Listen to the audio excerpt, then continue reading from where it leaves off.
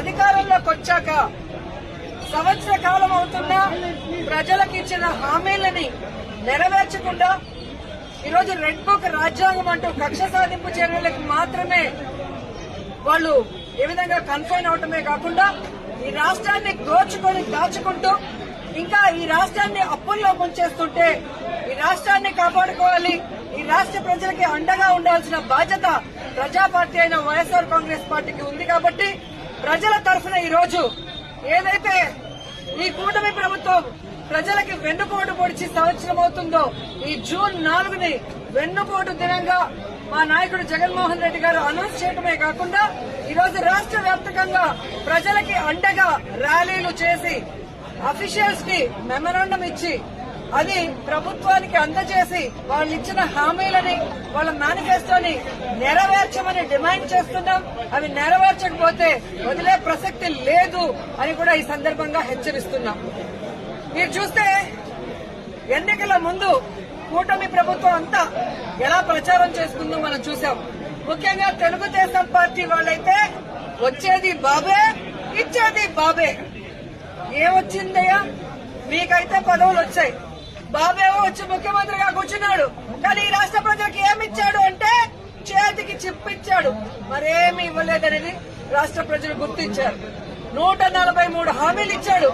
143 హామీల్లో విజయరుద్దే విస్తరాకులు కట్టుంది అనుభవం ఉందని చెప్పుకునే చంద్రబాబు నాయుడు మొదటి 6 అయినా చేశాడా అని నేను అడుగుతున్నాను.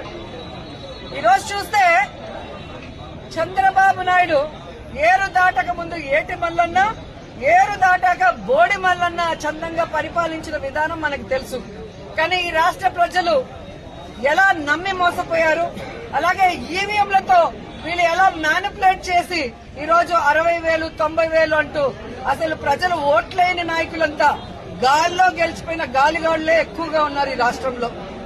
సో ఈ రోజు నేను ఎందుకు ఇది చెప్తున్నాను అంటే జగన్మోహన్ రెడ్డి గారు ఎన్నికల్లో చెప్పడం జరిగింది, చంద్రబాబు నాయుడు 3 సార్లు ముఖ్యమంత్రి అయినా ఏ రోజు చెప్పిన వాగ్దానాన్ని నెరవేర్చలేదు, పిల్లలిచ్చిన మామనే వెన్నుపోటు పొడిచిన వాడు, జాగ్రత్తగా ఉండండి అని. కానీ ఈవీఎంల దగ్గర మనం ఏం చేయగలం? సో ఈవీఎంలని మ్యానిపులేట్ చేశారు. కొన్ని చోట్ల అమాయకమైన ప్రజలు, రైతులు, మహిళలు కూడా జగన్ గారే ఇచ్చినప్పుడు చంద్రబాబు నాయుడు, లోకేష్, పవన్ కళ్యాణ్ ఇస్తారేమో, పవన్ కళ్యాణ్ చెప్పిన మాటలు నమ్మి చాలా మంది ఓట్లు వేయడం కూడా జరిగింది. కానీ ఈ రోజు చూస్తే సూపర్ 6 చేస్తామన్న చంద్రబాబు నాయుడు సూపర్ 6 చేశాడా అని అడుగుతున్నాను. అన్నిటికీ వెన్నుపోటు పొడిచింది నిజం కాదా అని అడుగుతున్నా. ఈ రోజు తల్లికి వందనం ఇస్తానన్నాడు, కానీ ఇవ్వకుండా వెన్నుపోటు పొడిచాడు. రైతుకు అన్నదాత ఇస్తా అన్నాడు, ఇవ్వకుండా వెన్నుపోటు పొడిచాడు. జాబ్ క్యాలెండర్ ఇస్తా అన్నాడు, ఇవ్వకుండా వెన్నుపోటు పొడిచాడు. ఉద్యోగం ఇస్తా ఇవ్వని వాళ్ళకి నిరుద్యోగ భృతి ఇస్తా అన్నాడు, ఇవ్వకుండా వెన్నుపోటు పొడిచాడు. అలాగే అధికారులకి ఐఆర్ ఇస్తాను, డిఏ ఇస్తాను అని చెప్పాడు, కానీ ఈ రోజు ఇవ్వకుండా ఎలా వెన్నుపోటు పొడిచారో మనం చూసాం. మహిళలకైతే ఉచిత బస్సు ఇస్తాను, పొద్దు నుంచి సాయంత్రం వరకు ఫ్రీగా తిరుక్కోవచ్చు అని చెప్పారు, కానీ ఇవ్వకుండా ఎలా వెన్నుపోటు పొడిచారో మీరందరూ కూడా కళ్ళారా చూశారు. ఈ రోజు ఒక్కరికి కూడా ఒక సెంటు భూమి గాని, ఒక ఇల్లు గాని కట్టించకుండా ఎలా వెన్నుపోటు పొడిచాడో మీరందరూ కూడా కళ్ళారా చూస్తున్నారు. సో వెన్నుపోటు అంటే చంద్రబాబు నాయుడు, చంద్రబాబు నాయుడు అంటే వెన్నుపోటు. ఇది ఈ రోజు ప్రజలు తెలుసుకున్నారు, వాళ్ళకి జరిగిన నష్టాన్ని వాళ్ళు తెలుసుకున్నారు. ఎప్పుడెప్పుడు ఎన్నికలు పెడితే జగన్మోహన్ రెడ్డి గారికి ఓటేసి మళ్లీ ముఖ్యమంత్రిని చేసుకోవాలని ఎదురు చూస్తున్నారన్న దాంట్లో ఎటువంటి అతిశయోక్తి లేదని కూడా తెలియజేసుకుంటున్నా. మొదటిసారి ముఖ్యమంత్రి అయిన జగన్మోహన్ రెడ్డి గారు తాను ముఖ్యమంత్రి అయిన రోజుకి చంద్రబాబు నాయుడు ఖజా ఖాళీ చేసి ఖజానాలో 100 కోట్లు మాత్రమే పెట్టినా ఆయన పెట్టిన అప్పులన్నీ తీర్చి జగన్మోహన్ రెడ్డి గారు ఇచ్చిన ప్రతి వాగ్దానాన్ని నెరవేరుస్తూ వెల్ఫేర్ డెవలప్మెంట్ 2 కళ్లగా ముందుకు వెళ్లాడు. జగనన్న దిగిపోయే రోజుకి 7,000 కోట్ల రూపాయలని ఖజానాలో పెడితే సిగ్గులేని కూటమి ప్రభుత్వ నాయకులు ఈ రోజు ఖజానా ఖాళీగా ఉంది, ఖజానాలో ఏమీ లేదు, ఏం చేయాలో అర్థం కాలేదు అని చెప్పి ఏ విధంగా మొసలి కన్నీళ్లు కారుస్తున్నారో మీ అందరూ చూస్తున్నారు.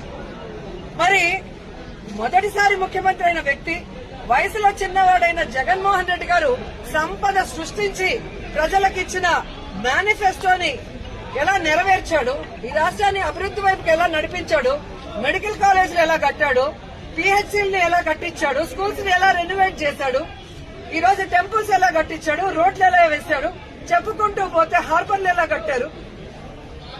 ఈడేమో అనుభవం ఉందంటాడు. సంవత్సరం అవుతుంది, ఒక్క సెంటు భూమి ఒకరికి ఇచ్చారా, ఒక ఇల్లు కట్టించారా? జగన్మోహన్ రెడ్డి గారు దిగిపోయే రోజుకి ఫినిషింగ్ లో ఉన్న మెడికల్ కాలేజీలు ఇంతవరకు పూర్తి చేయట్లేదు. వాటిని అమ్మేసి జగన్ గారి పేరు ఎవరు గుర్తు పెట్టుకోకూడదన్న ప్రయత్నం చేస్తున్నారు. హార్బర్లను అమ్మేయాలని చూస్తున్నారు ప్రైవేట్ వాళ్ళకి. స్కూళ్లన్నీ కూడా నిర్వీర్యం చేస్తున్నారు. ఇప్పటికే సిబిఎస్ఈ తీసేశారు, ఐబీని కట్ చేసేశారు, ట్యాబ్స్ కట్ చేసేశారు, రెనోవేషన్ లో ఫైనల్ స్టేజ్ లో ఉన్న వాటిని ఆపేశారు. అలాగే పిహెచ్సిలు, హాస్పిటళ్లు ఏవైతే బ్యాలెన్స్ ఉన్నాయో వాటన్నిటిని ఆపేయడం మనం కళ్ళారా చూస్తున్నాం. ఇంతవరకు ఒక గుడి కట్టించారా, ఒక బడి కట్టించారా, ఒక రోడ్డు వేశారా, ఒక ఇల్లు కట్టించారా అంటే ఏమీ కూడా లేదు. వీళ్ళు సూపర్ సిక్స్ ని గాలికి వదిలేసి సూపర్ స్కామ్లు చేసుకుంటూ ముందుకెళ్తున్నారు. ఈ రోజు ఈ రాష్ట్రంలో చూస్తే బెల్ట్ షాపులు, పర్మిట్ రూములు ఇప్పటి ముప్పటిగా ఇచ్చి మద్యంతో ఎలా దోచుకుంటున్నారు. ఖజానా బొక్కబట్టారు. ఈ రోజు కూటమి ప్రభుత్వ జోబీలు మాత్రం ఫిల్ అవుతున్నాయి మద్యంతో. అలాగే ఇసుక మాఫియా, ఉర్సా భూముల mafia, ganja mafia, drugs mafia, ఈ విధంగా ఇష్టానికి తయారయ్యారు. పోలీసులు ఎలా తయారయ్యారంటే రెడ్ బుక్ రాజ్యాంగానికి కాపలా కాస్తున్నారు. ఈ రోజు ఎవరెవరు వైఎస్ఆర్ కాంగ్రెస్ పార్టీ నాయకులుగా ఉన్నారు, ఎవరెవరు విలేజ్ల్లో ప్రజలకి అందుబాటులో ఉంటూ అన్ని చేసి మంచి పేరు తెచ్చుకున్నారో వాళ్ళందరి మీద లేనిపోని అక్రమ కేసులు పెట్టి వాళ్ళని అరెస్టు చేసి కనీసం ఛార్జ్ షీట్లు కూడా వేయకుండా వాళ్ళ మీద బెయిల్ రాకుండా ఎంత చేయాలో పోలీస్ వ్యవస్థ అంతా కూడా చేస్తుండటం మనమందరం కూడా గమనించాలి. నిజంగా ఒక తప్పు జరిగితే కేసు ఎఫ్ఐఆర్ చేయండి. ఇమీడియట్ గా 10-15 రోజుల లోపలైనా మినిమం ఆ కేసుల్ని ఛార్జ్ షీట్ వేసి మీరు కోర్టుకి అప్పగిస్తేనే కదా వాళ్ళకి బెయిల్ వస్తుంది. అంటే తప్పుడు కేసులు కాబట్టి ఛార్జ్ షీట్ లో నిజాలు రాయాలి కాబట్టి, తప్పులు రాస్తే రేపు వాళ్ళ ఉద్యోగం పోతుంది కాబట్టి ఈ రోజు తప్పుడు కేసులతో జైల్లో 50 రోజులు, 60 రోజులు, 70 రోజులు మగ్గిపోయే పరిస్థితి వైఎస్ఆర్ కాంగ్రెస్ పార్టీ కార్యకర్తలకి, నాయకులకి కలుగుతోంది. ఎవరైతే ఈ రోజు తప్పుడు కేసులతో జైళ్లకు వెళ్లారో వాళ్ళకి అండగా నిలబడ్డాం. వారందరికీ కూడా ఈరోజు బెయిల్స్ ఇచ్చాం. ఎవరైతే వాళ్ళ మీద అక్రమ కేసులు పెట్టి ఇబ్బంది పెట్టారో ఆ కూటమి నాయకుల్ని గాని, ఆ అఫీషియల్స్ ని గాని వదిలిపెట్టేది లేదు. మీకు రెడ్ బుక్ రాజ్యాంగం ఉంటే మాకు అంబేద్కర్ గారి రాజ్యాంగం ఉంది. అంబేద్కర్ గారి రాజ్యాంగం ప్రకారం న్యాయబద్దంగా మీ అందరినీ కూడా శిక్షిస్తామని కూడా ఈ సందర్భంగా తెలియజేసుకుంటున్నాం. అలాగే మీరు చూస్తే ఈ రాష్ట్రంలో ఆడవాళ్ల మీద ఏ విధంగా అరాచకాలు, అక్రమాలు, రేపులు, దురదృష్టకరం 3 ఏళ్ల అమ్మాయిని కూడా మొన్న మీరు చూస్తే ప్లీనరీ జరిగే ప్లేస్ లో రేప్ చేసి చంపేసి కంపల్లో వెళ్తే ఏ వంట బాగుంది అని మాట్లాడతారు. ఎంతమంది వచ్చారని మాట్లాడతాడు చంద్రబాబు నాయుడు. ఇచ్చిన సూపర్ 6 కి దిక్కు లేదు. 6 శాసనాలని చెప్పి సిగ్గు లేకుండా మళ్ళీ లోకేష్ గారు అనౌన్స్ చేస్తారు. పవన్ కళ్యాణ్ ఏమో నాకు ప్యాకేజ్ ఇస్తే చాలు, ఎవడెక్టు వచ్చినా నాకెందుకని. రాష్ట్రంలోనే కాదు, పిఠాపురంలో ఆడపిల్లలు రేపైనా పట్టించుకోడు. పిఠాపురంలో ఎస్సీల్ని గ్రామ బహిష్కరణ చేస్తే పట్టించుకోడు. సుగాలి కేసు అన్నారు, ఏమైందో తెలియదు. 30,000 మంది మాయమయ్యారన్నారు. మరి ఆ రోజు ఇంటెలిజెన్స్ వ్యవస్థ నీకు చెప్తే ఈ రోజు కూటమి ప్రభుత్వంలో ఉన్న నీకు ఇంటెలిజెన్స్ చెప్పదా 30,000 మంది ఎక్కడున్నారు? చంద్రబాబు నాయుడు ఎదురుగా నించొని ప్రజలకి వెన్నుపోటు పొడిచిన కట్టప్ అయితే సైడ్ నుంచి పొడిచిన కన్నింగ్ కట్టపులు పవన్ కళ్యాణ్ అండ్ లోకేష్ అని కూడా ఈ సందర్భంగా తెలియజేసుకుంటున్నాను. సో ముగ్గురికి నేను చెప్తున్నా, మీరు ప్రజలకి వెన్నుపోటు పొడిస్తే సైలెంట్ గా వెళ్లే పరిస్థితి లేదు. ప్రజలకి అండగా జగనన్న ఉన్నాడు. జగనన్న వెనక మేమందరం ఉన్నాం. జగనన్న సైనికులుగా మీ ప్రభుత్వం మెడలు వంచుతాం.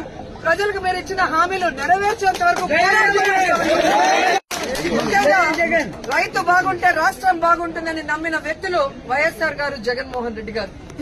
రైతు బాంధవులుగా వాళ్ళకి కావాల్సినవన్నీ చేశారు. రైతుకు గిట్టుబాటు ధర ఇచ్చారు. రైతుకు పెట్టుబడి రైతు భరోసా ద్వారా రబీకి గాని, ఖరీఫ్ గాని అందించడం మనం చూసాం. అలాగే వాళ్ళ గ్రామాల్లోనే వాళ్ళకి నాణ్యమైన విత్తనాలు గాని, ఎరువులు గాని, వ్యవసాయానికి సంబంధించిన పనిముట్లనన్నీ కూడా